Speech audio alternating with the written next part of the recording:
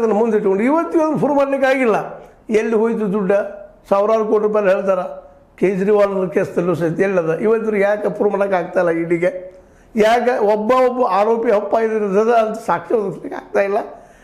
ಅದನ್ನು ಡೇ ಮೇಲೆ ಡೇ ಮುಂದೆ ಹಾಕೋದು ಹೋಗುವಂಥ ಇದೇನು ತೋರಿಸೋದಂದ್ರೆ ಇದು ಕೇವಲ ಈ ಒಂದು ಕೇಸನ್ನು ವರ್ಷಾನುಗಟ್ಟಲೆ ಪ್ರೊಲಾಂಗ್ ಮಾಡಿ ರಾಜಕೀಯವಾಗಿ ಅವ್ರ ಹೆಸರು ಕೆಡಿಸುವಂಥ ಕೆಲಸ ಅದು ಇವತ್ತಿದು ಈ ತಮಿಳುನಾಡಿನ ಸರ್ಕಾರಕ್ಕೂ ಇದನ್ನ ಕೆಲಸ ಮಾಡಲಿಕ್ಕತ್ತದ. ಇದು ತಪ್ಪದ.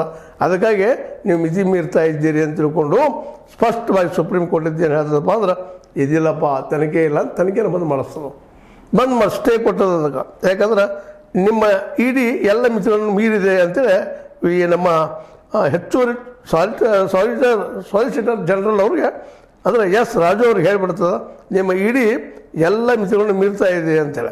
ಅದಕ್ಕಾಗಿ ನಾವು ಇದನ್ನು ಈ ಸದ್ದ ತಡಿ ಕೊಡ್ತಾ ಇದ್ದೀವಿ.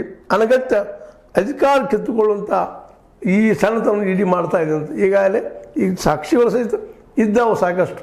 ಅನೇಕ ಕಡೆಗಳಲ್ಲೇ ಅನಗತ್ಯ ತಮ್ಮ ರಾಜಕೀಯ ಹಣಿ ಸಲುವಾಗಿ ಕೇಂದ್ರ ಸರ್ಕಾರ ಇಡಿಯನ್ನು ಬೆಳೆಸ್ಕೊಂಡದ. ಈಗ ಆ ನೆಲೆಯಲ್ಲಿ ಇವತ್ತು ನಮ್ಮ ಸುಪ್ರೀಂ ಕೋರ್ಟ್ ಸ್ಪಷ್ಟವಾಗಿ ಹೇಳದ ಇದು ನಮ್ಮ ಒಕ್ಕೂಟ ವ್ಯವಸ್ಥೆಯನ್ನು ಒಡೆಯುವಂಥದ್ದು ಮತ್ತು ಇದರಲ್ಲಿ ಎಂಟ್ರಿ ಆಗುವ ಅವಶ್ಯಕತೆ ಇಲ್ಲ ಅನ್ನುವಂಥ ಸ್ಪಷ್ಟ ಮಾತನ್ನು ಹೇಳ್ಯದ. ಅದಕ್ಕೆ ಸ್ಟೇನೂ ಕೊಟ್ಟದ. ಇನ್ನು ಮುಂದಿನ ದಿನದಲ್ಲಿ ಏನು ಮಾಡ್ತದೆ ಇಡಿ? ಆಲ್ರೆಡಿ ಇಡಿ ವಾದ ಮಾಡ್ಲಿಕ್ಕತ್ತದ. ಇಲ್ಲ 1000 ಕೋಟಿ ರೂಪಾಯಿಗಳ ವ್ಯವಹಾರ ಆಗ್ಯದ ಅಂತೇಳಿ ಹೇಳ್ತಾ ಇದೆ. ಆದರೆ ಪ್ರೂವ್ ಹೆಂಗೆ ಮಾಡೋರು? ಇಲ್ಲಿವರೆಗೆ ಆಯಿತು 2021 ನಡೆದ